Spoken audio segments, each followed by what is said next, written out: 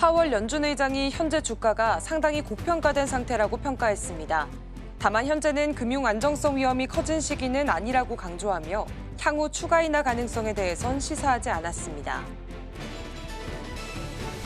미국의 9월 제조업과 서비스업 경기가 둔화하며 합성 PMI가 3개월 만에 최저치를 기록했습니다. 제조업 완제품 재고는 18년 만에 최대폭으로 증가해 판매 부진을 드러냈습니다. 재고가 급증한 것이 향후 인플레이션 완화에 긍정적이라는 분석입니다. 마이크론 테크놀로지의 4분기 실적이 시장 예상치를 웃돌았습니다. 매출은 113억 달러로 전년 대비 46% 증가했고 주당 순이익은 156% 급증하는 등 주요 지표 모두 호조를 보였습니다. 마이크론은 2026 회계연도 1분기 전망도 월가 예상을 크게 웃도는 가이던스를 제시했습니다.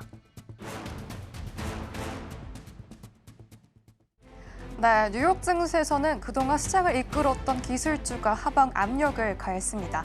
특히나 엔비디아 같은 경우는 전장의 급등세를 뒤로하고 차익 실현 매물이 나오면서 하락세로 전환하는 모습이었습니다. 그렇다면 자세한 지수 상황 확인해 보시죠. 먼저 기술주 중심으로 구성된 나스닥 지수 0.95% 하락 압력 받았습니다. S&P 500도 0.55% 하락했고요. 다우존스 역시 0.19% 하락세로 전환했습니다. 이 3대 지수 모두 사상 최고치를 경신했던 하루였지만 이 하루 만에 차익 실현 매물이 나오면서 3대 지수 모두 하락으로 마감했습니다. 네, 그렇다면 10년물 국채금리도 확인해 보겠습니다.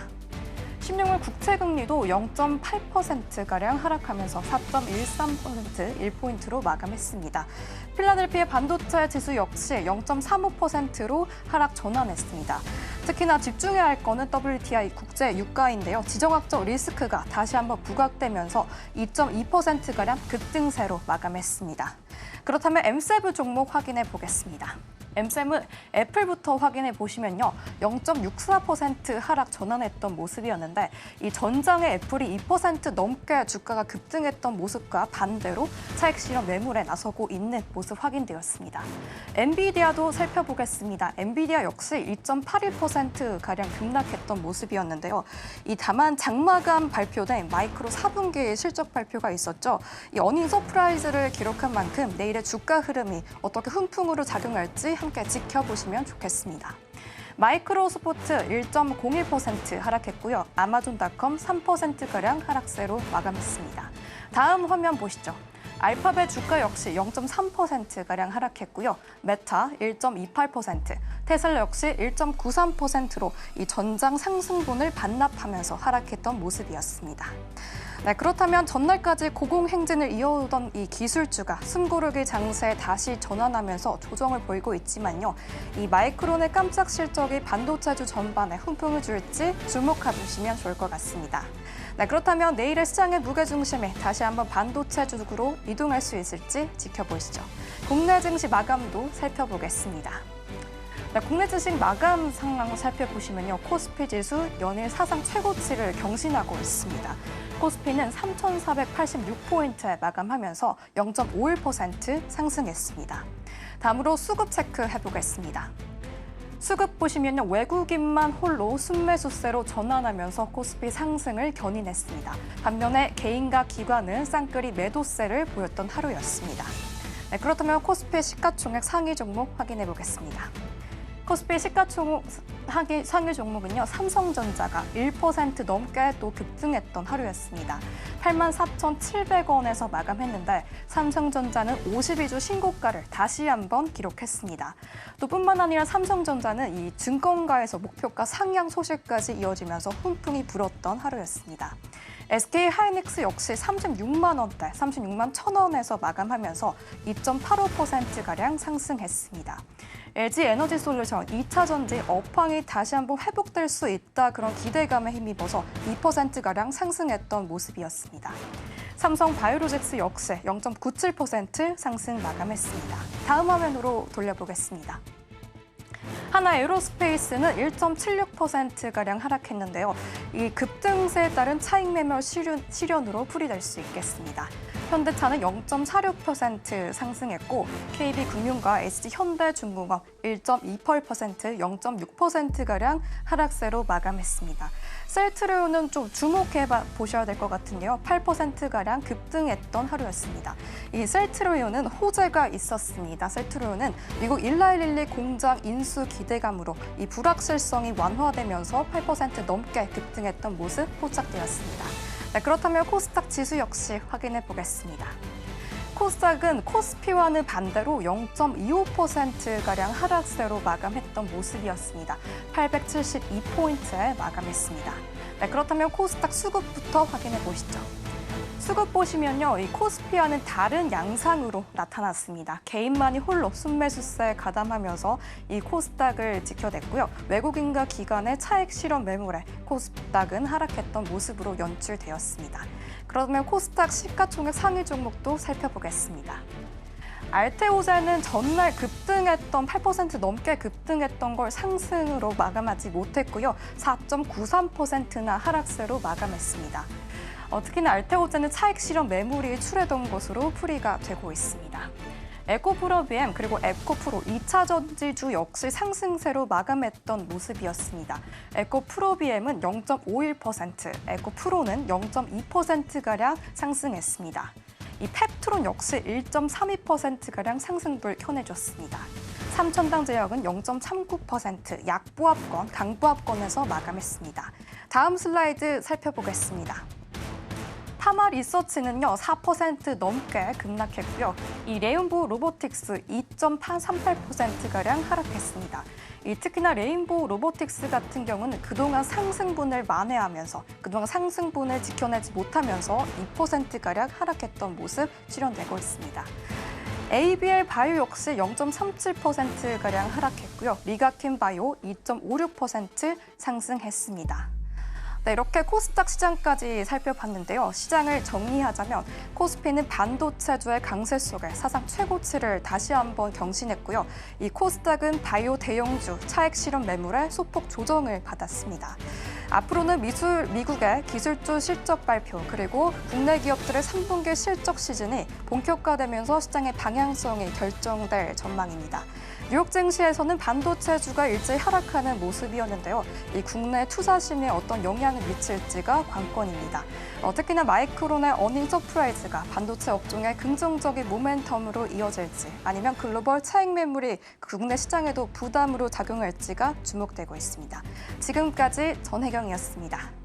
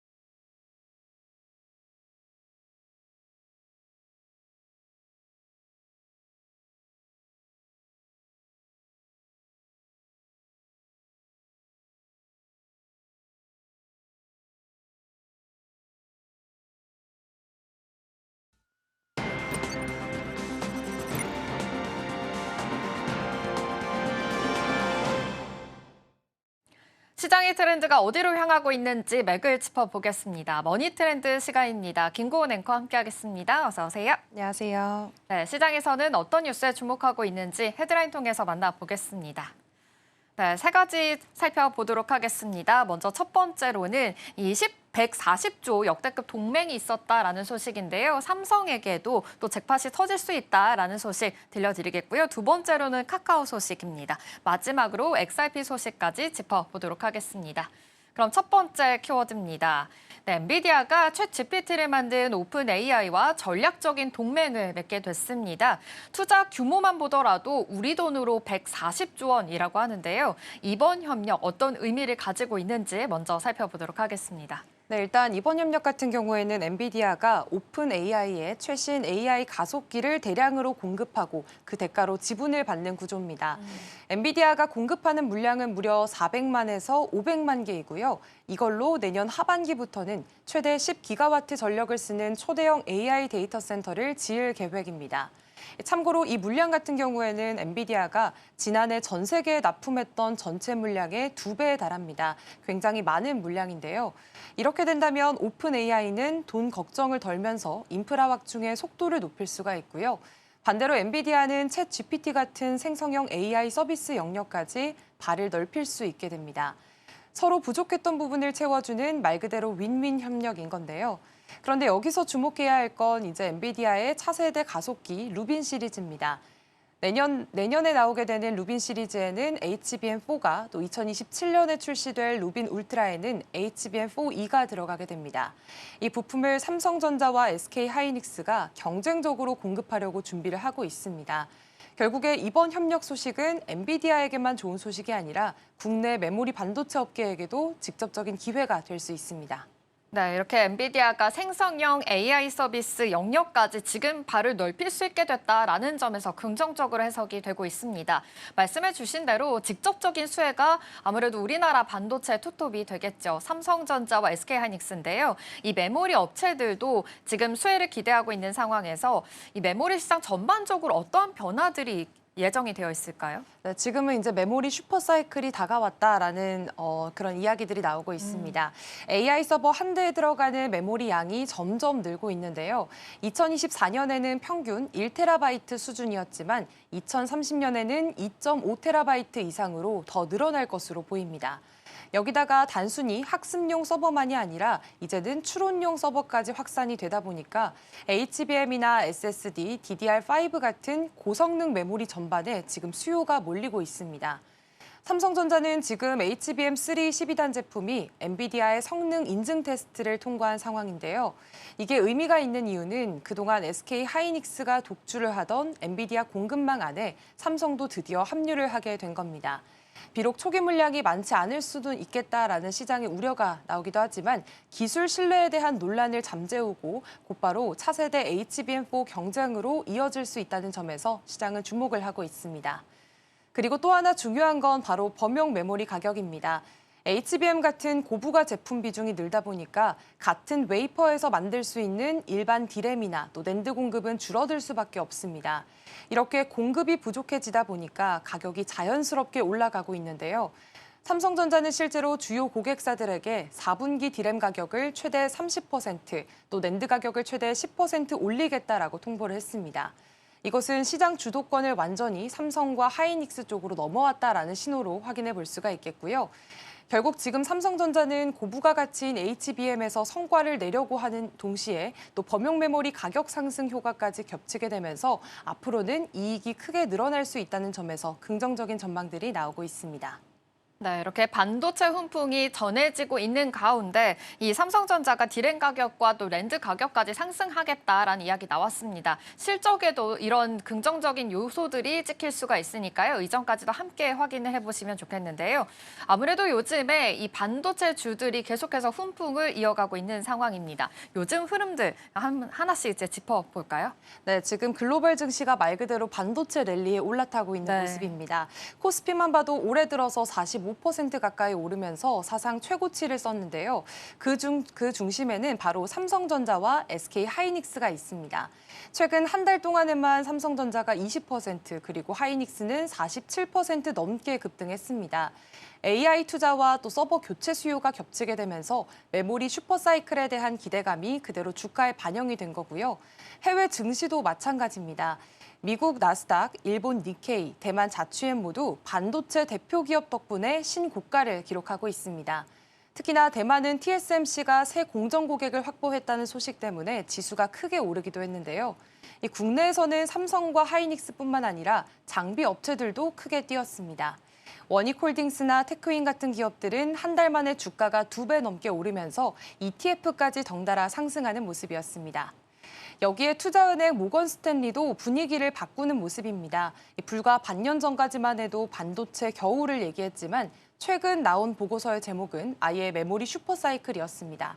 결국에는 AI가 메모리 산업의 전통적인 경기 흐름을 바꾸고 있고 또 정점 시기도 2027년으로 늦춰졌다라는 분석이었는데요.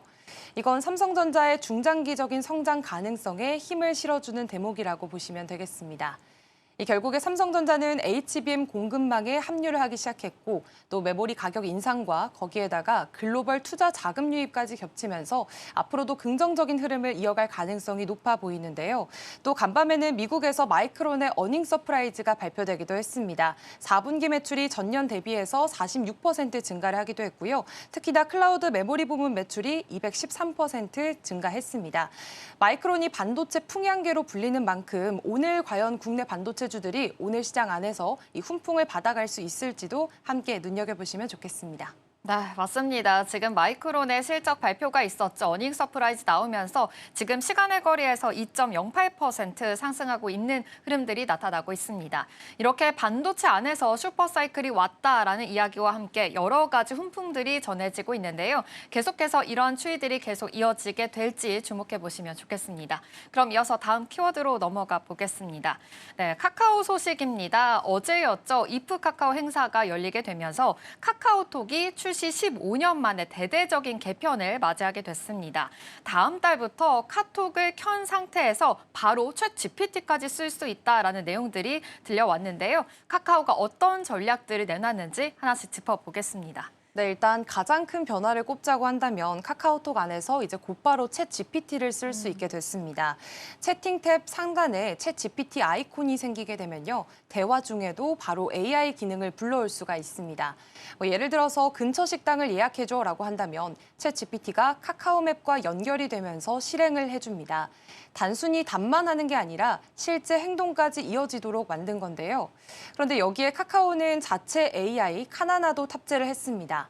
대화의 내용들을 요약해주고 또 보이스톡을 녹음하거나 텍스트로 바꿔주는 기능, 또 짧은 영상 자동 생성이나 새로운 검색 서비스까지 제공을 하고 있는데요. 특히나 온디바이스 AI라고 해서 이제 개인정보를 기기 안에서 직접 처리를 하기 때문에 속도도 빠르고 보안도 강화됐다는 게 특징입니다. 정신아 카카오 대표는 카카오톡을 단순한 메신저에서 생활 전반을 해결하는 AI 허브로 키우겠다고 밝혔습니다. 결국에는 카카오톡을 슈퍼 앱으로 발전시켜서 제2의 전성기를 노리겠다는 전략으로 확인해 볼 수 있습니다. 네, 이렇게 카카오톡의 변화가 엄청나게 크게 예고가 되어 있는 상황입니다. 그러다 보니 이용자들의 반응 또한 지금 엇갈리고 있는 상황인데요. 친구 탭이 피드형으로 바뀌다 보니까 불편하다라는 목소리도 나오고 있습니다. 구체적으로 어떤 반응들이 나오고 있을까요? 네, 일단 이번 개편에서 가장 논란이 됐던 부분이 바로 친구 탭입니다. 기존에는 친구 목록이 첫 화면에 나오기도 했었는데요. 앞으로는 인스타그램처럼 피드형으로 바뀌게 됩니다. 그래서 친구가 프로필 사진을 바꾸거나 글을 올리면 일일이 눌러보지 않아도 타임라인에 쭉 뜨는 방식인데요. 그런데 문제는 메신저의 본래 성격과 맞지 않는다라는 지적들이 나오고 있습니다. 업무용으로 카카오톡을 쓰는 사람들은 원치 않는 개인 사진이나 글까지 보게 되는 게 부담스럽다고 언급을 했고요. 또 내 프로필을 잘 알지 못하는 지인에게까지 공개될 수 있다는 점에서 프라이버시 우려도 제기가 됐습니다. 실제로 온라인 커뮤니티에서는 업데이트를 하지 말라라는 글까지 올라왔습니다. 자동 업데이트를 막는 방법을 공유하는 게시물도 퍼지고 있을 정도인데요. 카카오는 공개 범위와 댓글 허용 여부를 이제 이용자가 직접 설정할 수 있다라고 설명을 하긴 했지만 불편하다는 반응들은 여전히 이어지고 있습니다. 결국에 회사는 SNS형 기능을 강화해서 카카오톡 체류 시간을 늘리려는 의도가 있었지만 일부 이용자들 입장에서는 메신저 본연의 단순함이 무너진다라는 반응들을 내놓고 있는 거고요. 이 부분은 앞으로 카카오가 풀어야 할 숙제라고 볼 수 있습니다. 네, 아무래도 이용자의 불편이 좀 제기가 되면서 어제 같은 경우에는 카카오 주가가 하락하기도 했습니다. 어떤 점에서 좀 더 관건이 될 수 있을까요? 네, 카카오는 개편 발표 직후에 주가가 곧바로 밀리는 모습이었습니다. 6만 3,300원에 마감을 하면서 하루 동안 4% 넘게 떨어졌는데요. 증권가에서는 재료 소멸을 이유로 들었습니다. 이미 예고된 발표였던 만큼 투자자들은 어제 이프 카카오에서 새로운 수익 모델이나 또 매출 확대 방안이 나오길 기대했었는데요. 하지만 기대보다는 구체적인 내용이 부족하다라는 평가가 나오게 되면서 실망 매물이 쏟아지게 됐습니다. 그래서 앞으로의 관건은 슈퍼앱 전략의 성패입니다. 카카오톡 하나로 메시지와 검색, 결제와 예약까지 다 할 수 있게 만들겠다는 건데 이걸 이용자들이 정말 편리하다고 받아들일지 아니면 기능이 너무 많아서 부담으로 느낄지가 핵심 변수로 꼽히고 있습니다. 특히나 업무용으로만 이 카카오톡을 쓰는 사람들에게는 오히려 불편할 수 있다라는 지적들도 있습니다. 그렇기 때문에 주가를 회복하기 위한 조건은 크게 두 가지를 살펴볼 수가 있겠는데요. 일단 첫 번째로는 새로운 기능들이 실제로 사용자들의 경험을 개선해서 카카오톡의 체류 시간을 늘릴 수 있는지 확인을 해봐야 될 것 같고요. 또 두 번째로는 AI와 연결된 서비스들이 카카오의 실질적인 매출 성장으로 이어질 수 있는지 이 점까지 함께 확인을 해보셔야지 앞으로 카카오 주가 반등에 명분이 생길 것으로 보입니다. 네, 이렇게 카카오 입장에서는 챗 GPT뿐만이 아니라 자체 AI 카나나를 통해서 새로운 변신을 시도하고 있는 상황입니다. 이용자의 반응뿐만이 아니라 지금 시장의 평가가 좀 엇갈리고 있는데요. 그래도 이제 하나씩 시행이 되다 보면 앞으로의 주가 추이가 어떻게 변화가 될지 지켜보시면 좋겠고요. 제가 잠시 뒤에 브리핑 통해서 더 자세하게 알아보도록 하겠습니다. 그럼 이어서 다음 키워드로 넘어가 보겠습니다. 발인 중앙은행이 XRP를 이슬람 금융의 원칙에 맞는 자산으로 공식 인정했다라는 소식이 들려왔습니다. 이번 결정이 어떤 의미를 갖고 있는지도 먼저 살펴보겠습니다. 네, 일단 이번 발표는 단순히 규제 통과를 넘어서는 의미를 갖고 있습니다. 바레인 중앙은행 산하에 있는 샤리아 검토국이 XRP가 이슬람 금융 원칙을 지킨다라고 공식 확인을 한 건데요. 이 기관은 중동 안에서 금융 상품의 적합성을 심사하는 권위 있는 곳으로 꼽힙니다. 이슬람 금융은 이자를 받거나 또 거래가 불투명한 상품들을 허용하지 않기 때문에 이 자산이 샤리아 준수 판정을 받는 게 굉장히 중요합니다. 이번 확인으로 인해서 XRP는 투자자들의 신뢰를 얻게 됐고요. 또 중동 금융권에서 제도권 자산으로 활용될 수 있는 길이 열리게 됐습니다. 시장 반응도 바로 나타나게 됐습니다. 이 발표 직후에 XRP가 2.7에서 3달러 구간 내에서 매수세가 강화되는 모습들이 포착이 됐고 일부 분석업체들은 4분기 안에 5달러 선까지 오를 수 있다라는 전망들도 내놨습니다.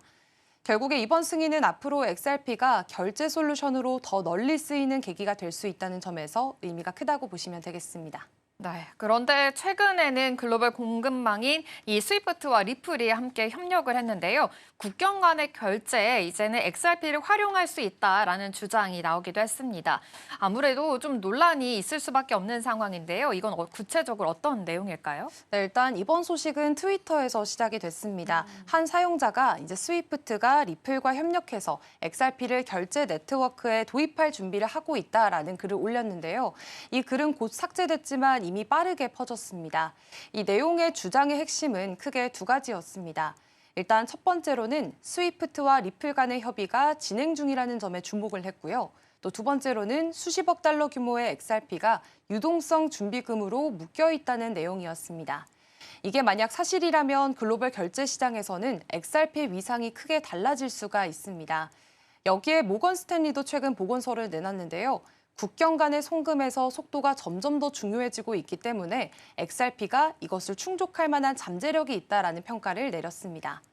이런 기술력을 갖고 있는 XRP가 송금의 다리 역할을 하게 된다면 판도가 바뀔 수 있다라는 얘기고요.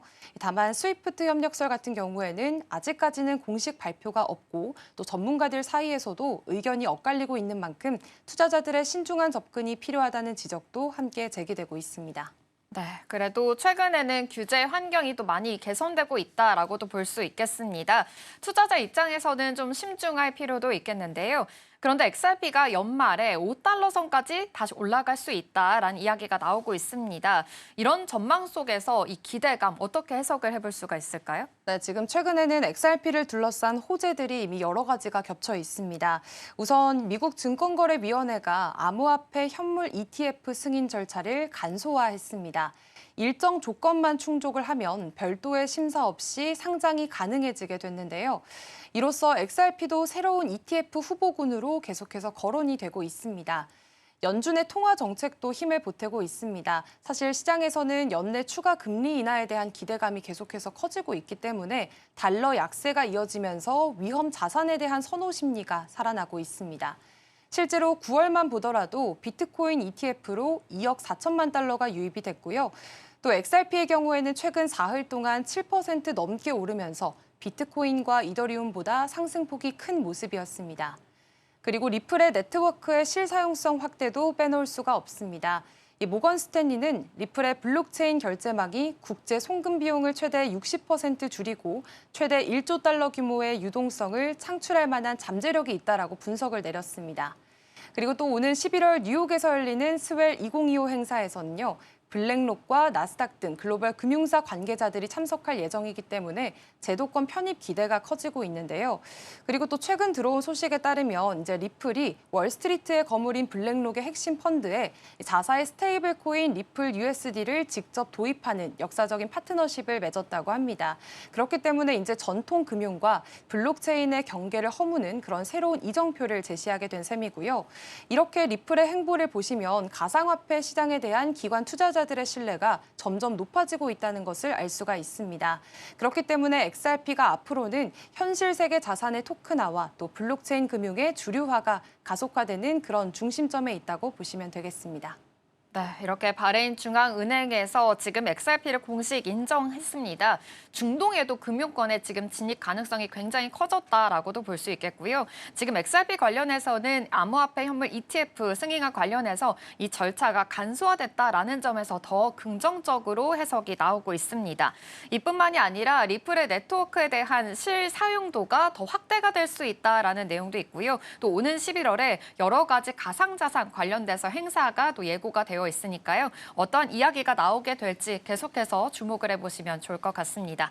머니트렌드는 여기서 마치도록 하겠습니다. 김고은 앵커와 함께했습니다. 고맙습니다. 고맙습니다.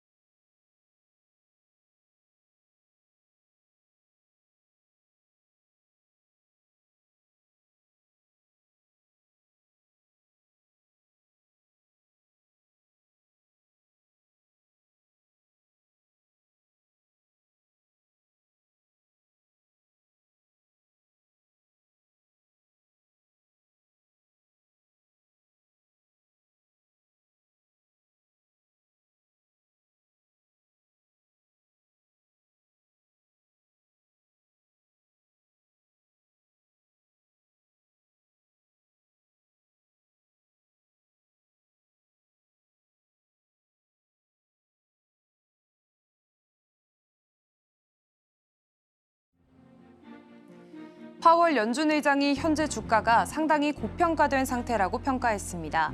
다만 현재는 금융 안정성 위험이 커진 시기는 아니라고 강조하며 향후 추가 인하 가능성에 대해선 시사하지 않았습니다. 미국의 9월 제조업과 서비스업 경기가 둔화하며 합성 PMI가 3개월 만에 최저치를 기록했습니다. 제조업 완제품 재고는 18년 만에 최대폭으로 증가해 판매 부진을 드러냈습니다. 재고가 급증한 것이 향후 인플레이션 완화에 긍정적이라는 분석입니다. 마이크론 테크놀로지의 4분기 실적이 시장 예상치를 웃돌았습니다. 매출은 113억 달러로 전년 대비 46% 증가했고 주당 순이익은 156% 급증하는 등 주요 지표 모두 호조를 보였습니다. 마이크론은 2026 회계연도 1분기 전망도 월가 예상을 크게 웃도는 가이던스를 제시했습니다. 트럼프 미국 대통령이 우크라이나의 영토 회복 가능성을 강조하며 나토의 무기 지원을 약속했습니다. 러시아가 전쟁 장기화로 경제 위기에 빠졌다며 푸틴을 종이 호랑이로 비유했습니다. 트럼프 대통령은 나토 회원국의 국방비 증액을 긍정적으로 평가했습니다.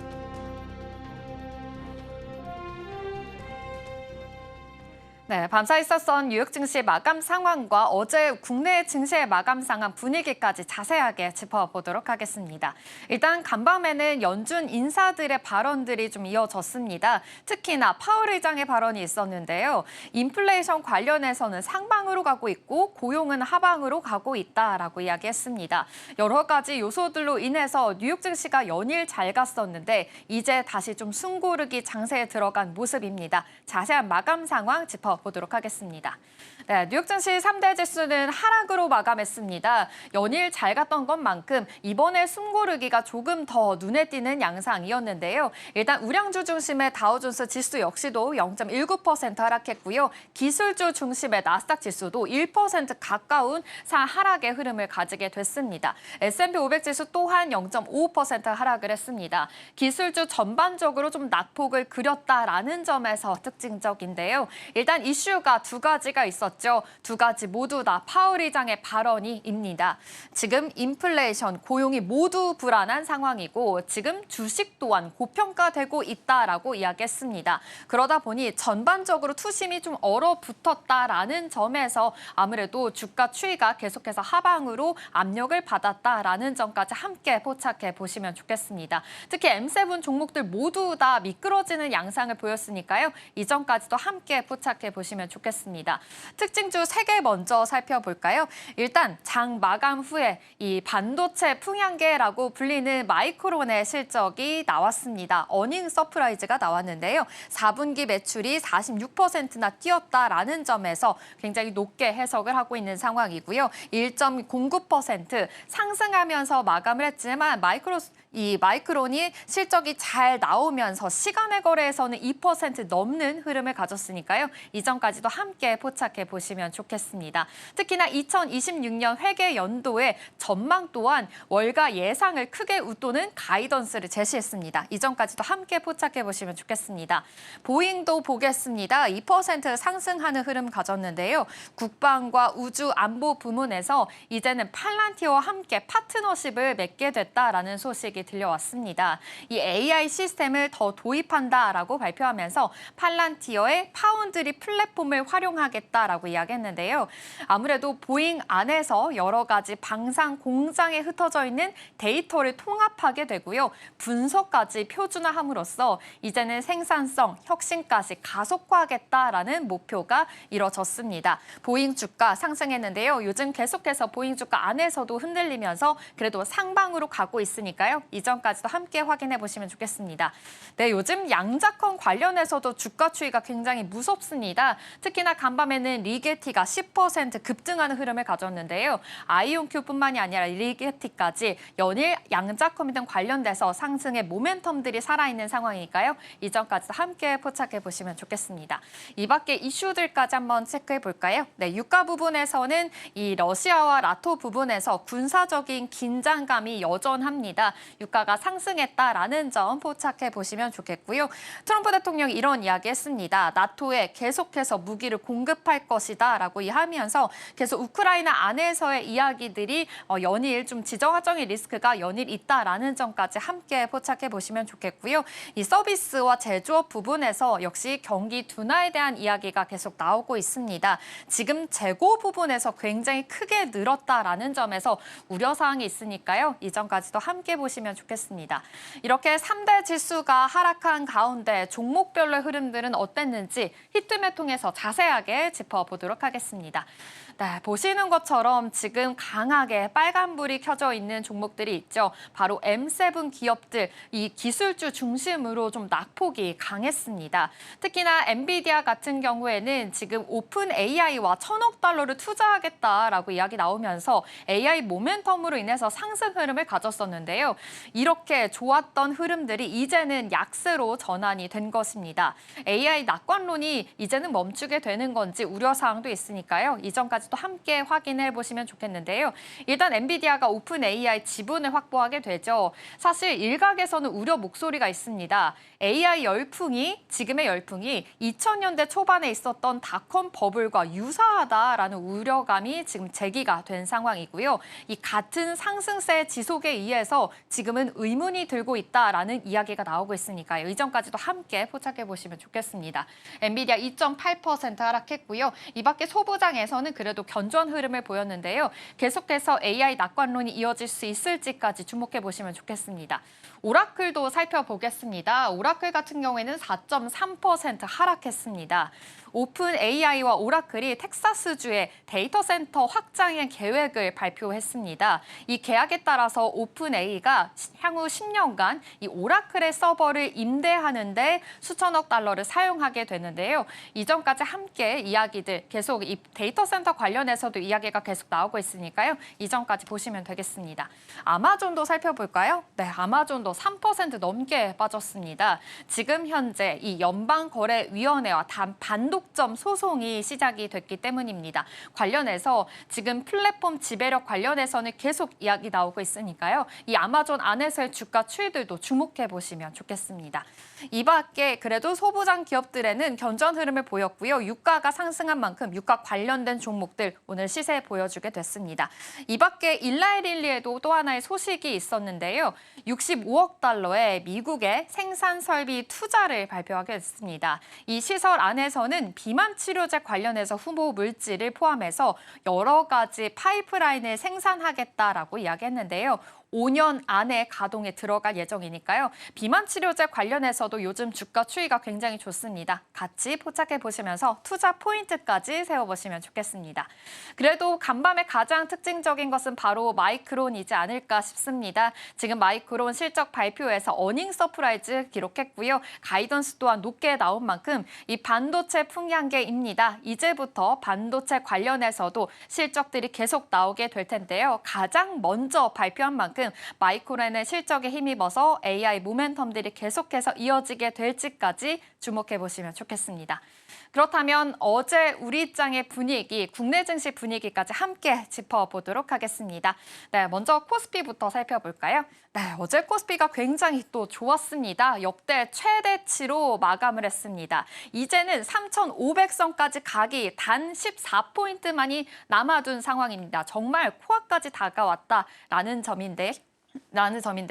아무래도 반도체 투톱이 강하게 이끌었습니다. 어제 삼성전자가 시총 500조 원을 돌파했습니다. 1년 2개월 만이라고 하는데요. 역시나 AI 모멘텀, 이 삼성전자 안에서 퀄 테스트를 엔비디아를 통과했다라는 소식에 트리거가 되면서 계속해서 잘 가고 있는 흐름이다라는 점까지 함께 체크해 보시면 좋겠습니다. 여기서도 적어놨는데요. 반도체 투톱을 빼게 되면 코스피의 수익률이 지금 반토막이 되는 상황입니다. 그 정도로 이 코스피 안에서는 반도체 투톱의 힘이 굉장히 강하다라는 점까지 함께 체크해 보시면 좋겠습니다. 코스닥 부분도 한번 살펴볼까요? 0.25% 하락했습니다. 지금 연준에서는 매파적인 발언들이 좀 나오고 있는데요. 금리 인하에 관련해서 그리고 파월 의장의 발언 안에서도 이제 추후에 금리 인하가 어떻게 될지 아직까지는 이야기가 나오지 않은 상황입니다. 코스닥 안에서도 금리 인하의 수혜를 볼 수 있는 종목들이 많으니까요. 이전까지도 함께 체크해 보시면 좋겠습니다. 그렇다면 어제 특징적인 종목들이 어떤 게 있는지도 한번 살펴보도록 하겠습니다. 먼저 조선주 쪽입니다. SK 오션플랜트인데요. 마스카 수혜에 힘입어서 같이 이야기 나오고 있습니다. 지금 6.26% 어제 상승하면서 마감을 했습니다. 또 제약바이오 쪽에서는 셀트리온이 강한 시세를 보였는데요. 8% 상승했습니다. 셀트리온 안에서도 계속해서 바이오 종목 안에서도 순환매가 좀 돌고 있는 상황이니까요. 이전까지도 함께 체크해 보시면 좋겠고요.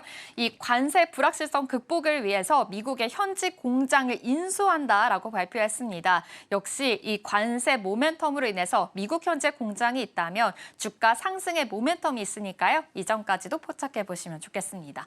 원전도 살펴볼까요? 원전 우지는 15% 급등하는 흐름을 보였습니다. 이 원전 안에서 모멘텀이 있었는데요. 전기차와 AI가 원자력 발전 시장을 키우겠다라고 이야기했습니다. 지금 뱅크 오브 아메리카에서도 10조 달러로 성장할 것이다라고 전망한 상황이니까요. 원전 안에서의 모멘텀들 오늘도 보여줄 수 있을지까지 확인해 보시면 좋겠습니다. 네, 어제 카카오의 행사가 있었죠. 사실은 조금은 실망 매물이 좀 나왔는데요. 4.6% 하락했다라는 점까지 함께 포착해 보시면 좋겠고요. 잠시 후에 브리핑 통해서 자세하게 만나보도록 하겠습니다. 일단 지금 현재 코스피 시장이 굉장히 잘 나아가고 있습니다. 불장이다라고도 볼 수 있겠습니다. 대형주가 이끌고 있는 만큼 사실은 개별 종목 안에서는 약간의 찬바람이다라는 이야기도 나오고 있는데요. 이 점 안에서의 종목들 흐름들도 계속해서 체크를 잘 해보셔야 될 것 같고요. 그리고 OECD 한국의 성장률이 지금 1%대에 좀 유지를 하고 있다라고 이야기 나왔습니다. 그래도 내년에는 2.2%로 성장할 것이다라는 기대감이 있다는 소식까지 함께 체크해 보시면 좋겠습니다. 24일 이제 현지 시간으로 24일이니까 오늘부터 시작이 될 텐데요. 지금 뉴욕에서 구윤철 부총리와 배상재 재무장관이 만나게 됩니다. 이 안에서도 어떠한 이야기, 어떤 발언들이 나오게 될지까지 주목을 해보시면 좋을 것 같습니다. 그렇다면 이렇게 잘 가고 있는 시장 속에서 행사에도 조금 더 주목을 해보시면 좋을 것 같은데요. 다음 장 통해서 확인해 보겠습니다. 네, 어제였죠. 이프 카카오 컨퍼런스가 열렸습니다. 올해 7회를 맞이하게 됐습니다. 이 카카오 그룹이 매년 기술 성과뿐만이 아니라 비전을 공유하는 그런 대표 컨퍼런스입니다. 국민 메신저 카카오톡이 출시 15년 만에 가장 큰 변화를 맞이하게 됐는데요. 이제는 카톡해라는 이런 단순한 메시지를 보낸다는 뜻을 넘어서서 AI와 함께 더 큰 세상을 경험하겠다라는 의미로 확장될 전망입니다. 이어서 다음 장 통해서 더 자세하게 짚어보도록 하겠습니다. 가장 눈에 띄는 점 바로 오픈 AI와의 협력입니다. 챗 GPT를 바로 채팅 탭에서 사용할 수 있다라는 점에서 가장 큰 변화라고도 볼 수 있겠습니다. 카카오톡 사용자는요, 별도의 앱 설치 없이 바로 채팅 탭에서 사용을 할 수 있게 되는데요.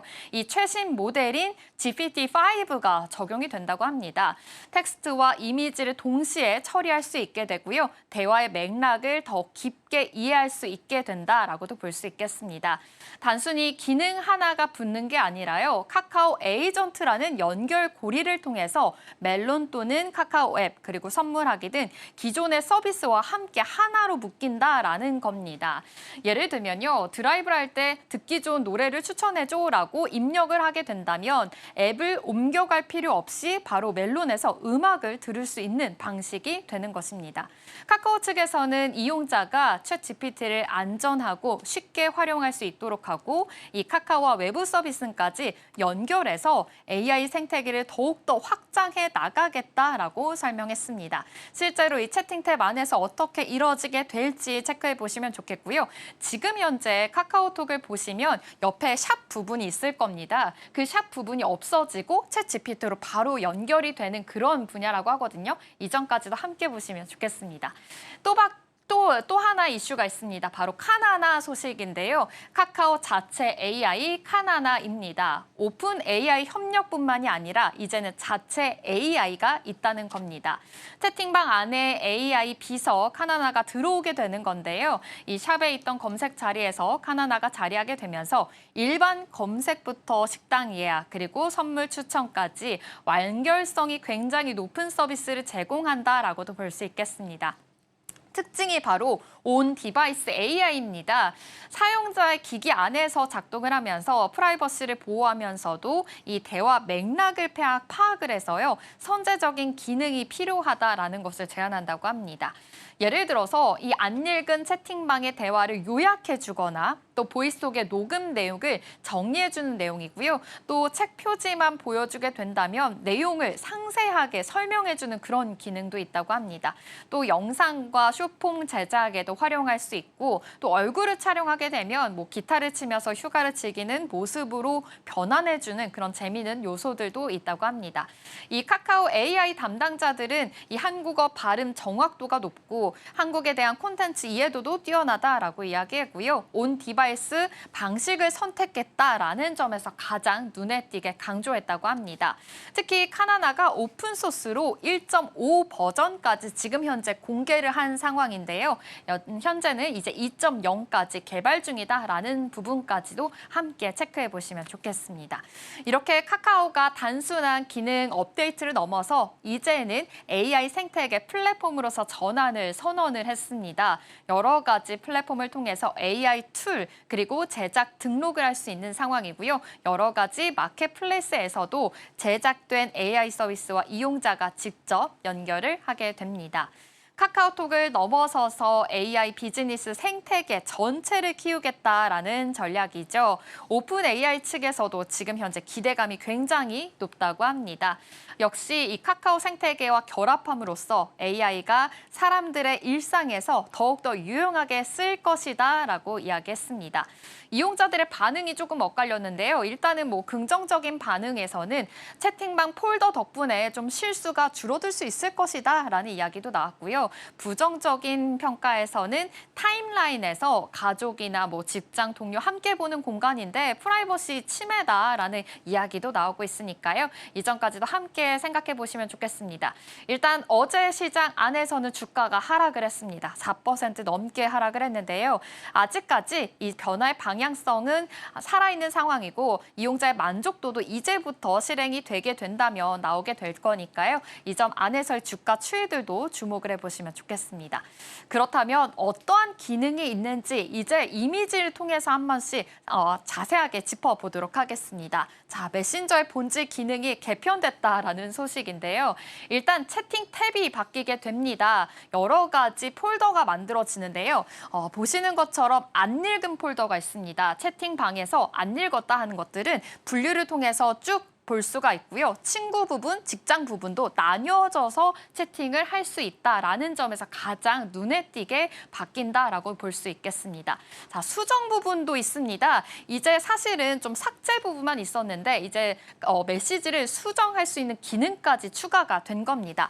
이 부분을 꾹 누르게 되면 수정 부분에서 바로 교체를 할 수 있다라는 것에서 또 눈에 띄는 상황이고요.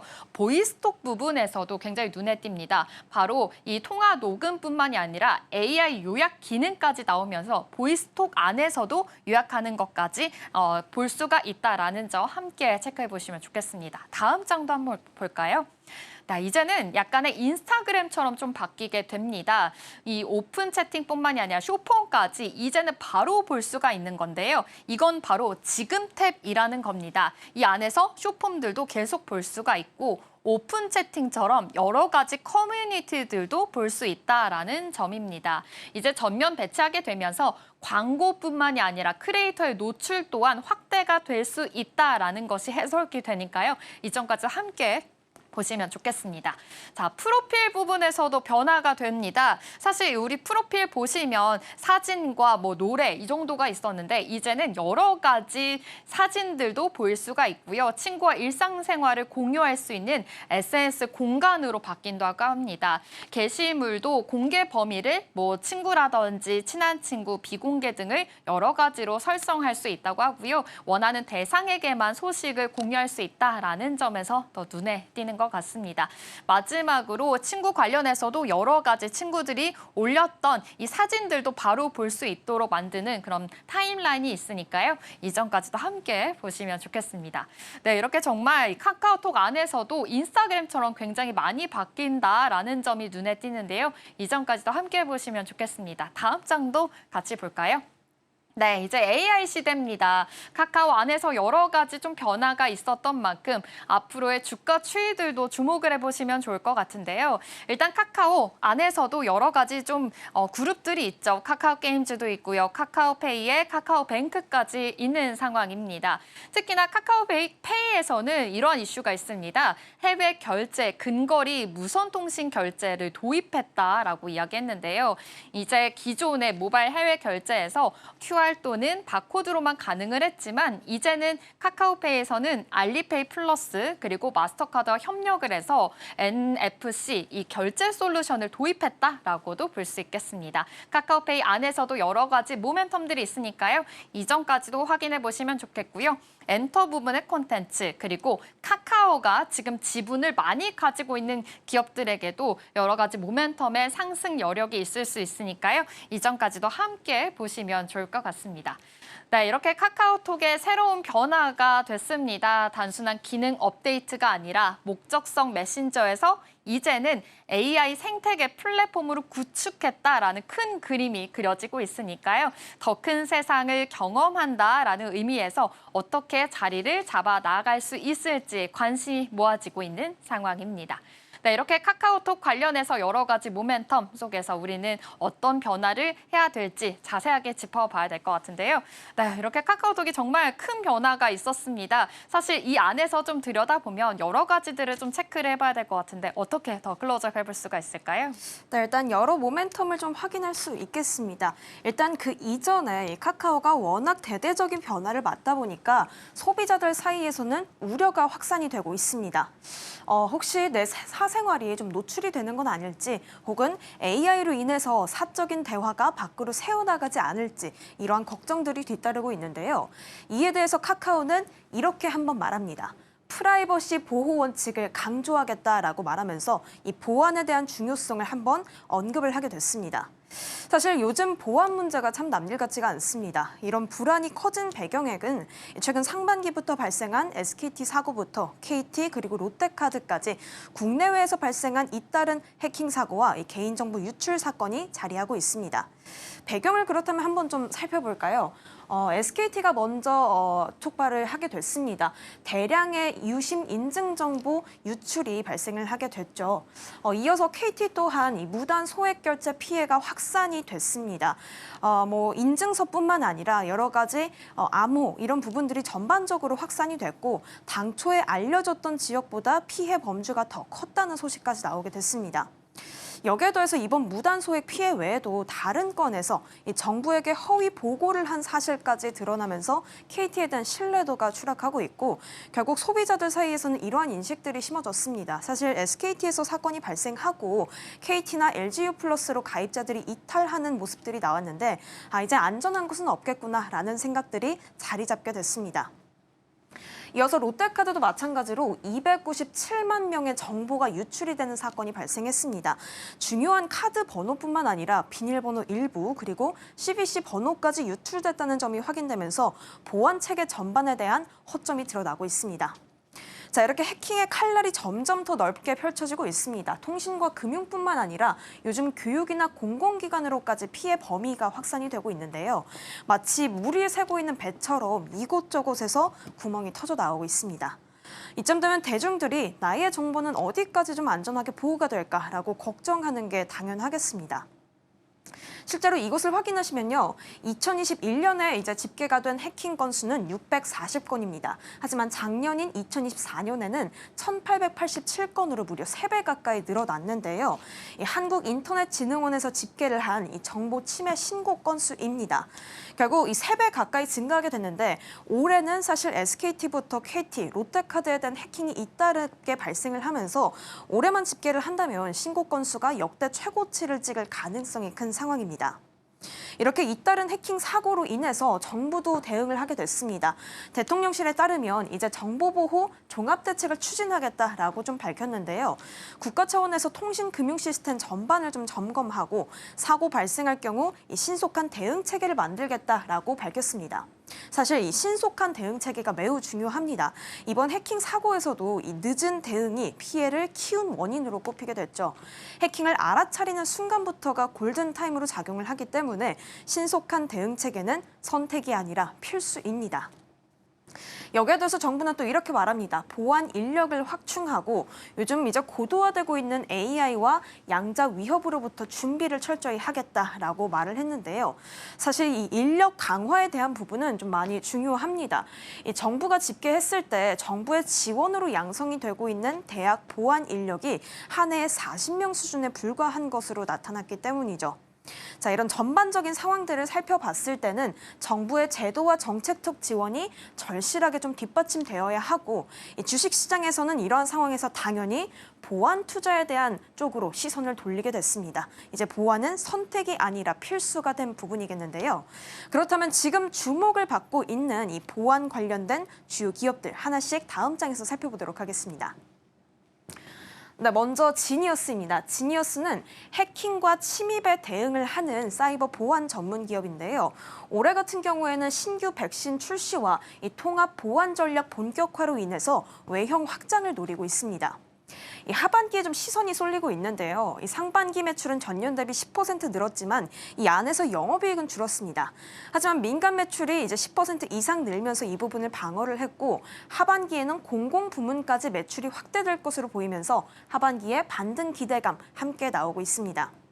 증권가에서는 정부와 기업을 대상으로 해킹 사고가 잇따르고 있는 만큼 정책적인 뒷받침이 계속 이어져야 한다고 말하고 있습니다. 따라서 지니어스의 하반기 개선 가능성에 주목을 하고 있는데요. 다음 장에서 지니어스의 주가 차트 한번 확인해 보도록 하겠습니다. 사실 지니어스 한동안 좀 지지부진한 흐름을 보여줬습니다. 9월 17일쯤에 1%대 가까이 좀 오르면서 5거래일 연속 좀 상승 흐름을 나타내고 있는 모습들이 나왔는데요. 어제 장에서는 사실 7% 넘는 급등세 보이면서 마무리를 해줬고요. 애프터마켓에서는 12% 가까이 주가가 뛰기도 했습니다. 이 보안에 대해서 이재명 대통령이 이제 종합대책을 마련하겠다라는 발언을 한 이후로 이 지니어스의 매수세가 유입이 되고 있는 것으로 풀이가 되고 있습니다. 자, 이어서 다음 기업 또 한번 살펴보도록 하겠습니다. 라운시큐어를 좀 한번 살펴보려고 하는데요. 이 기업 같은 경우에는 좀 이번 KT 사건으로 인해서 직접적인 수혜를 받을 것으로 예상이 되고 있는 기업입니다. 사실 이 기업 같은 경우에는 지문과 홍채를 기반으로 한 생체 인증 솔루션을 가지고 있는데 KT가 이번 사태로 인해서 생체 정보 인증을 포함한 다중 보안 체계를 공식 도입했습니다. 그렇기 때문에 이 기업 또한 함께 수혜를 볼 것으로 보이고요. 이어서 신한은행과 카카오페이까지 레퍼런스를 확인하고 있고 글로벌 진출까지 진행하고 있는 상황에서 KT와 맞물려서 좀 수혜를 입을 것으로 기대가 몰리고 있습니다. 자, 그렇다면 라운시큐어까지도 살펴봤고요. 그 다음으로는 인스피언 한번 확인을 해보겠습니다. 최근 사실 통신과 금융뿐만 아니라 좀 전에 교육과 공공기관까지 이런 피해가 확대되고 있다라고 말씀을 드렸는데 이 질병관리청 같은 공공기관에서도 유출 사건이 발생하면서 공공기관 보안이 함께 주목을 받고 있습니다. 인스피언 같은 경우는 업계 최초로 이 클라우드 보안 인증을 획득한 바가 있는데요. 해당 인증 같은 경우에는 이제 공공기관이 민간 클라우드 서비스를 도입하려고 할 때 반드시 필요한 인증입니다. 따라서 시장의 신뢰를 어떻게 보면 확보했다라고 볼 수가 있는데요. 특히 SAP 시스템 데이터 암호화에 성공을 하면서 외부 해킹은 물론 이 내부 유출까지 차단할 수 있는 기술을 좀 선보이고 있습니다. 전문가들은 이 기술에 대해서 국내를 넘어서 이 글로벌 기업들까지 필수 보안 솔루션으로 좀 채택을 해서 자리를 잡을 가능성이 평가를 하고 있습니다. 인스피언 주가 같은 경우에도 원형 바닥을 벗어나서 지금 가속도를 내고 있다라는 게 전문가들의 분석입니다. 자, 그렇다면 나머지 두 기업까지 좀 살펴보려고 하는데요. 해당 기업은 하나의 골자로 좀 묶어볼 수 있을 것 같습니다. 보안 중에 또 좀 세밀하게 들어갔을 때 양자 보안 테마에 묶이는 기업인데요. 최근 통신사 해킹 사태 이후에 이 보안 칩이라는 부분이 좀 주목을 받고 있습니다. 이 ICTK 같은 경우에는 이 보안 칩을 좀 극대화하고 있는데 복제가 불가능하기 때문에 인증받은 기기에서만 통신망에 연결할 수 있도록 하고 있습니다. 이번 KT 사건에 좀 연결을 해봤을 때는요, 이 KT가 쓰는 소형 중계기가 10만 대가 넘는다고 합니다. 하지만 이 칩을 적용하게 된다면, ICTK의 보안 칩을 적용을 하게 된다면 불법 장비를 통한 정보 유출을 막을 수 있게 되는 것이죠. 인증 가능한 통신기기만 접근을 할 수 있기 때문입니다.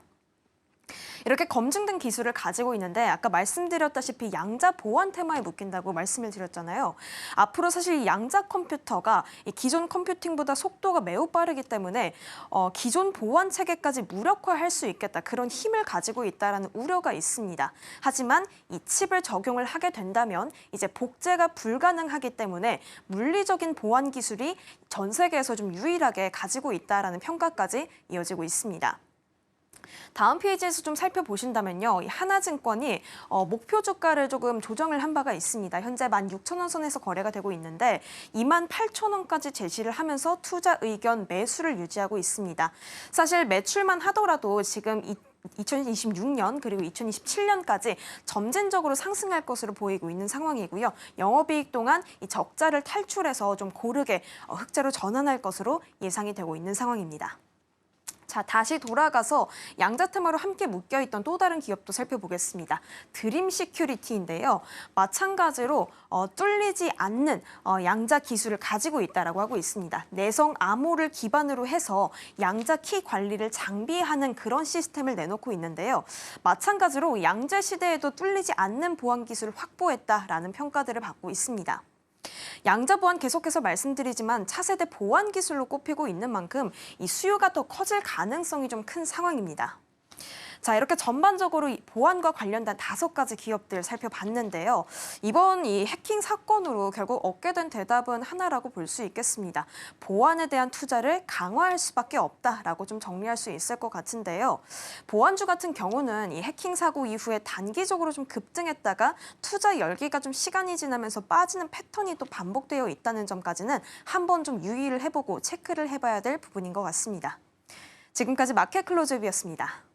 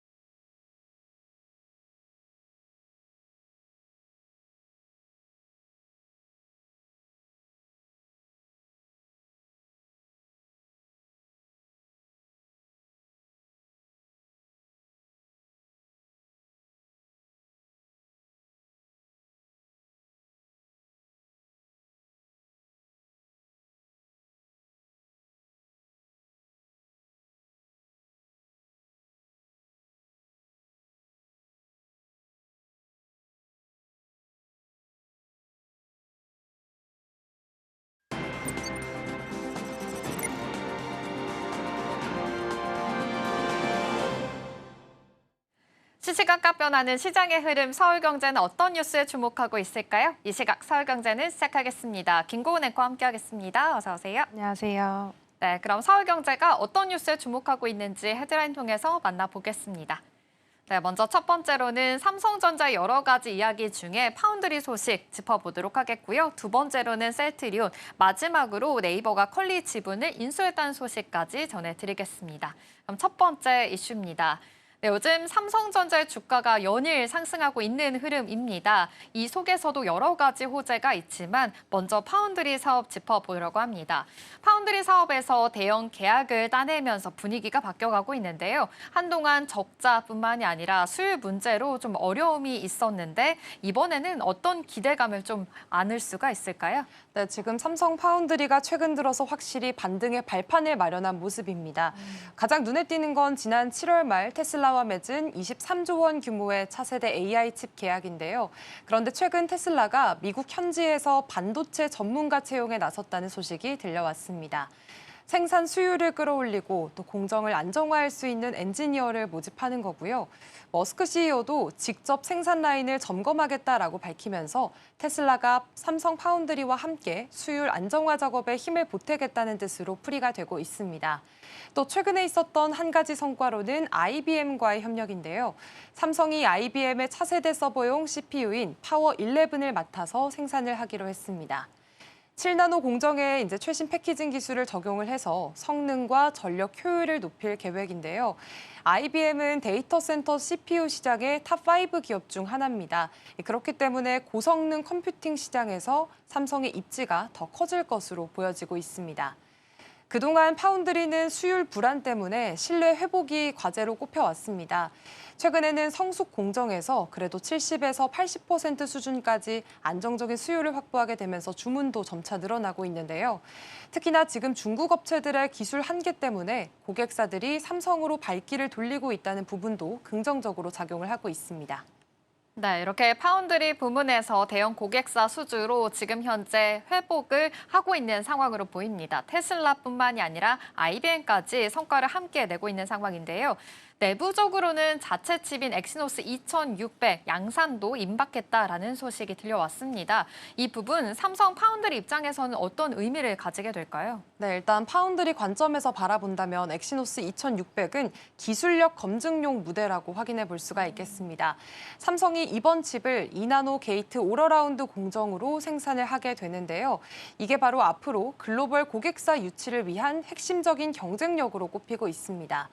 지금 TSMC가 3나노 위주로 고객을 확보하고 있는 상황 속에서 삼성은 한 발 앞선 2나노 공정 성과를 엑시노스 2600을 통해서 증명하겠다라는 전략이 깔려져 있고요. 수율 안정에 대한 것도 큰 포인트로 꼽힙니다.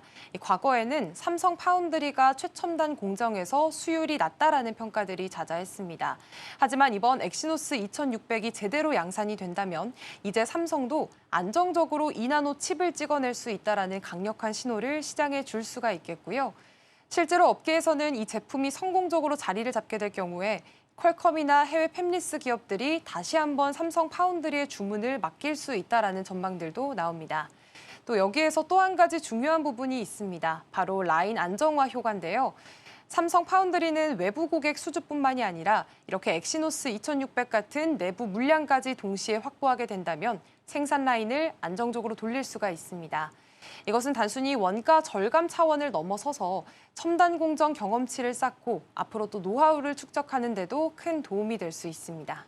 네, 이렇게 파운드리뿐만이 아니라 엑시노스 모두 삼성전자의 실적을 좀 더 회복할 수 있게 만드는 그런 동력 부분이니까요. 함께 체크해 보시면 좋을 것 같은데요. 특히나 이제는 하반기의 실적 전망도 좋아질 것이다라는 기대감도 많습니다. 구체적으로 어떤 흐름들을 예상해 볼 수가 있을까요? 네, 지금 일단 업계 전망이 확실히 밝아지고 있는 추세입니다. 우선 삼성전자의 3분기 영업이익은 10조 원을 넘길 가능성이 높다라는 분석들이 증권가에서 나오고 있습니다. 지난해 2분기 이후에 5개 분기 만에 지금 10조 클럽에 다시 한번 복귀를 하게 되는 건데요. 메모리 쪽에서는 특히나 호재가 많습니다. HBM3 공급이 본격화되기 시작했고 삼성은 주요 고객사에 D램과 낸드 가격을 인상하겠다고 통보를 했습니다. 게다가 지금 HBM4 양산 체제까지 갖춰 나가면서 중장기적인 성장 동력도 확보한 상황인데요. 하지만 이번 실적 개선의 또 다른 축은 바로 파운드리가 있습니다. 테슬라의 AI6 칩, 그리고 IBM의 파워 11, 애플의 이미지 센서 칩 수주 등 굵직한 계약들이 잇따르게 되면서 글로벌 고객사들의 신뢰가 회복이 되고 있습니다. 이제 여기에다가 엑시노스 2600 양산까지 안정적으로 진행이 된다면 스마트폰 원가 절감 효과를 갖고 갈 수 있겠고요. 그리고 파운드리 물량 확대가 동시에 이뤄질 수 있습니다. 실제로 증권가에서는 지금 삼성전자의 목표 주가를 줄줄이 10만 원 이상으로 상향 조정하고 있는 흐름이 나오고 있습니다. 투자자들도 메모리 슈퍼사이클 기대감에 더해서 파운드리 제도약을 긍정적으로 평가하고 있는 상황인데요. 결국에 삼성은 앞으로 메모리와 비메모리를 동시에 끌고 가는 이른바 투트랙 성장 전략을 본격화할 것으로 보입니다. 네, 이렇게 삼성전자가 파운드리 수주 확대뿐만이 아니라 엑시노스 2600 양산까지 이제 비메모리 부분에서 부활하겠다라는 이야기들이 많이 나오고 있는 상황입니다. 어제 같은 경우에는 삼성전자가 시가총액이 500조 원을 돌파했다라는 소식도 들려왔고요. 어제 프리장에서 9만 전자를 터치하기도 했죠. 이제 삼성전자 안에서의 주가 추이가 어디까지 더 올라갈 수 있을지 주목해 보시면 좋겠는데요. 일단 마이크론의 실적 발표가 있었던 만큼 어닝 서프라이즈가 나온 만큼 오늘 안에서의 주가 추이들도 주목해 보시면 좋겠습니다. 그럼 이어서 다음 키워드로 넘어가 보겠습니다. 네, 셀트리온이 일라이릴리의 생산 공장을 1조 4천억 원에 인수하고 증설까지 추진하겠다라고 밝혔습니다. 미국이 최대 이 의약품에 관련해서 250% 관세까지 이야기가 나온 상황인데요. 국내 기업 중에서는 지금 처음으로 미국의 공장을 확보를 한 상황입니다. 이번 결정 어떤 의미가 있는지 자세하게 살펴보겠습니다. 네, 일단 이번에 셀트리온의 인수 같은 경우에는 관세 리스크를 선제적으로 막아냈다라고 해석해 보시면 될 것 같습니다. 셀트리온은 미국 뉴저지에 있는 일라이릴리의 생산 공장을 사들이고 추가 증설까지 합쳐서 총 1조 4천억 원을 투입하게 됩니다. 이 공장은 이미 가동 중이기 때문에 인수 직후에 곧바로 생산이 가능하고요. 현지 직원들도 그대로 고용을 하기 때문에 운영 공백도 없습니다. 만약 새로 짓게 된다면 최소 5년 이상 수조 원이 드는 일이지만 이번 인수로 인해서 시간은 6년 그리고 비용은 1조 5천억 원 정도 줄였다라는 평가가 나오고 있습니다. 무엇보다 중요한 건 내년부터 의약품의 최대 250%의 고관세가 예고된 상황 속에서 이제는 셀트리온이 미국 안에서 직접 생산과 판매를 할 수 있게 됐다는 점인데요. 서정진 회장도 고관세가 현실화되면 준비하지 않은 기업의 3분의 2는 시장에서 밀려날 것이라고 언급을 하면서 이번 투자가 오히려 셀트리온에게는 기회가 될 것이라고 강조했습니다. 네, 아무래도 관세 리스크를 피하기 위해서는 미국 현지에 공장을 세워야 된다라는 스탠스가 있었는데 지금 셀트리온 입장에서는 경쟁력까지 더 강화가 된 상황으로 볼 수 있겠습니다. 그렇다면 이번 공장 인수로 인해서 앞으로 어떤 효과를 좀 기대할 수가 있을까요? 네, 지금 이번 인수로 인해서 셀트리온의 생산 규모는 크게 확대가 될 예정입니다. 새 공장에 바이오 리액터 최소 6기를 추가로 설치를 하게 되면요. 생산 능력이 송도 2공장의 1.5배, 약 13만 5천 리터까지 늘어나게 됩니다. 생산된 물량은 바로 미국 시장에 공급이 되고요. 공장의 절반은 기존처럼 일라이릴리 제품을 위탁 생산하면서 즉시 매출도 발생하는 구조입니다. 이렇게 된다면 투자금 회수 속도가 빨라지고 또 외주 생산보다 비용도 크게 줄일 수가 있습니다. 그리고 우리가 또 하나 주목해야 할 부분은 바로 연구소인데요. 이번 인수 공장에는 이미 부설 연구소가 포함이 돼 있습니다. 원래는 따로 보스턴에 연구소를 새로 세울 계획이었지만 이번 인수를 통해서 한 번에 해결을 하게 됐고요. 결국 셀트리온은 연구 개발부터 생산, 물류, 판매까지 미국 현지에서 직접 이어갈 수 있는 완전한 밸류 체인을 처음으로 구축하게 됐습니다. 네, 지금 셀트리온 생산과 물류, 판매까지 말씀해 주신 대로 완전한 밸류 체인이다라고도 볼 수 있겠는데요. 이제는 메이드 인 USA가 되겠습니다.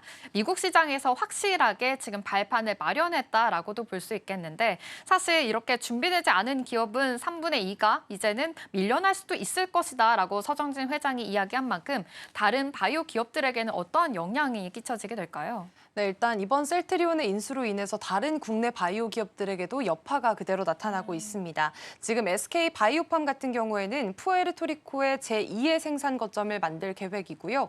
미국 수요에 대비해서 6개월치 물량도 미리 비축해둔 상태입니다. 삼성 바이오로직스 역시나 미국에서 공장을 인수하거나 새로 짓는 방안을 검토하고 있다고 하고요. 또 롯데 바이오로직스는 2022년에 이미 BMS 공장을 인수해서 북미 생산 거점을 확보한 바가 있습니다. 이 반면에 보툴리눔 톡신 업체들이나 GC 녹십자 같은 경우에는 아직까지는 신중한 편입니다. 톡신 같은 경우에는 해외 증설 절차가 복잡하고요. GC 녹십자의 혈액 제제는 미국에서 필수 의약품으로 분류되기 때문에 관세 적용을 피할 수 있기 때문입니다. 결국에 이번 셀트리온의 결정은 업계 전반에 현지 생산 전략을 앞당기는 신호탄이 됐습니다. 특히나 셀트리온이 가장 먼저 관세 리스크를 걷어냈다는 점에 대해서 이제 미국 시장에서 대응력과 또 경쟁력이 크게 강화될 것으로 보입니다. 네, 이렇게 셀트리온 지금 관세 부담을 피하게 됐습니다. 생산부터 판매까지 공급망을 확보하게 된 건데요. 이제는 시선이 다른 기업으로 넘어가게 됐습니다. 의약품 관련해서 250% 관세 이야기까지 나온 만큼 앞으로 산업 변화가 어떻게 이뤄지게 될지 눈여겨보시면 좋겠습니다. 그럼 이어서 다음 키워드로 넘어가 보겠습니다. 네, 네이버가 컬리 지분을 일부 인수하기로 했습니다. 최근에 컬리 엔마트라는 것을 선보이게 되면서 지분 확보까지 이뤄지게 된 건데요. 사실 쿠팡이 좀 독주하고 있었던 이커머스 시장이 흔들릴 수도 있다라는 이야기까지 나오고 있습니다. 이번 인수 어떤 의미로 해석할 수가 있을까요? 네, 일단 이번 인수는 굉장히 전략적인 성격이 강합니다. 네이버는 최근 컬리 초기 투자자들이 들고 있던 지분 5에서 6% 정도를 사들였는데요. 투자 규모로만 본다면 500억 원에서 600억 원 정도로 컬리 가치를 약 1조 원으로 평가한 거래입니다. 사실 두 회사는 이미 협력 관계를 강화해 왔습니다. 이달 초에는 네이버 앱 안에서 컬리 앱마트를 입점시키기도 했는데 이번 지분 인수로 단순한 제휴를 넘어서서 훨씬 더 끈끈한 동맹 관계가 됐습니다. 그동안 네이버는 신선식품과 새벽 배송 경쟁력이 부족하다라는 지적을 받아왔습니다. 이 약점을 컬리의 강점인 콜드체인과 또 새벽 배송 서비스로 보완을 할 수 있게 된 건데요. 이제 네이버에 입점한 판매자들은 CJ 대한통운을 통해서 당일 배송, 이길 배송에 더해서 또 컬리의 새벽 배송까지 선택을 할 수 있게 됩니다. 결국에는 쿠팡의 대표 서비스인 로켓프레시의 맞설 기반을 마련했다고 보시면 되겠습니다. 네, 이렇게 컬리와 또 네이버 동맹으로 인해서 배송 그리고 상품의 경쟁력까지 더 확보를 할 수 있다라는 것으로 볼 수 있겠습니다. 실제로 소비자 입장에서는 또 말씀해 주신 대로 뭐 당일 배송, 일길 배송, 뭐 새벽 배송까지 굉장히 선택지가 많이 넓어졌는데 앞으로 변화는 어떻게 예측해 볼 수가 있을까요? 네, 지금 소비자 입장에서도 선택지가 굉장히 넓어진 모습입니다. 일단 네이버 앱에서 밤 11시 전에 주문을 하면요. 컬리의 신선식품과 네이버 스마트 스토어 상품을 새벽에 한 번에 받을 수 있습니다. 장보기가 훨씬 더 편해졌다라고 생각해 보시면 되겠고요. 또 컬리 입장에서는 네이버라는 대형 플랫폼을 통해서 새로운 고객들을 끌어올 수가 있습니다. 현재 월간 이용자를 보면 네이버 플러스 스토어가 약 430만 명, 또 컬리가 350만 명 정도인데요. 이 두 회사가 손을 잡으면서 규모는 더 커지게 됐고요. 서로 부족했던 부분들을 메워줄 수가 있습니다. 그리고 판매자들에게도 이득이 있습니다. 주문이 늘게 된다면 배송에 대한 단가가 내려가고 또 네이버의 데이터와 또 컬리의 물류망을 동시에 활용할 수 있는 이점을 가집니다. 쉽게 말해서 상품에 대한 경쟁력, 또 배송에 대한 경쟁력을 한꺼번에 확보를 하게 됐고요. 결국에는 소비자와 판매자, 플랫폼 모두가 윈윈할 수 있는 구조가 만들어지게 됐습니다. 네. 지금 이렇게 네이버 이외에도 지금 쿠팡에 맞서겠다라는 법인들이 많이 생기고 있습니다. 신세계와 알리바바 합작 범인도 지금 출범을 앞두고 있다고 하는데요. 이커머스 시장 판도가 어떻게 바뀌게 될까요? 네, 지금 시장은 사실상 이제 3파전 구도로 재편이 되고 있는 분위기입니다. 일단 쿠팡이 여전히 일강 체제를 유지를 하고 있고요. 반면에 네이버는 앞서 말씀드린 대로 컬리와 CJ 대한통운과 힘을 합쳐서 반 쿠팡 전선을 만들게 됐습니다. 특히나 컬리의 새벽 배송과 CJ 대한통운의 배송망을 묶으면서 쿠팡의 로켓 배송에 대응할 수 있는 기반을 마련했습니다. 이제 여기에다가 신세계와 알리바바가 합작 법인을 준비 중에 있습니다. 공정거래위원회로부터 조건부 승인을 이미 받아서 출범을 앞두고 있는 상황이고요. 자본력과 글로벌 네트워크를 동시에 갖춘 강력한 경쟁자가 새롭게 등장을 하게 되면서 3파전 구도가 완성이 됐습니다. 하지만 증권가에서는 이런 네이버의 성장세를 굉장히 긍정적으로 바라보고 있습니다. NH투자증권은 네이버의 커머스 매출이 2026년에는 4조 원을 넘을 것으로 예상을 하고 있는데요.